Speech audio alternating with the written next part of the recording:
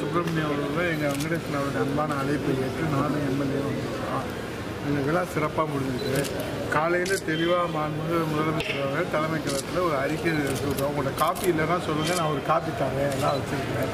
அதில் தெளிவாக சொல்லப்பட்டிருக்கு சார். அதில் பார்த்தீங்கன்னா முன்னணி அமைச்சர்கள் செங்கோட்டன், திண்டுக்கல் சீனிவாசன் அவங்கள வந்து கையெழுப்பவில்லை. அது மாண்புமிகு இதய தெய்வம் புரட்சித் தலைவி அம்மா அவர்களால் அறிவிக்கப்பட்ட தலைமை கழக நிர்வாகிகள் அதில் கையெழுப்பிட்டாங்க. சார் அதெல்லாம் பார்த்தீங்கன்னா இப்போ துணை பொதுச் செயலாளர் தான் நியமிக்கப்பட்டார் திண்டுக்கல் சீனிவாசன்.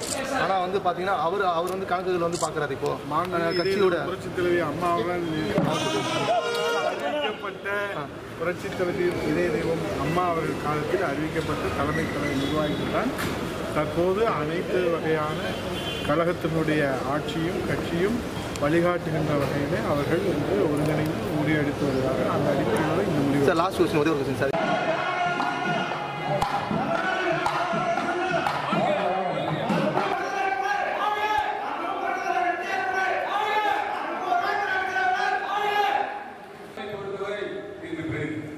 இந்த தொகையை பொறுத்தவரையிலே அவர்கள் நம்முடைய துறைக்கு அமைச்சராக பொறுப்பேற்ற பின்பு நம்முடைய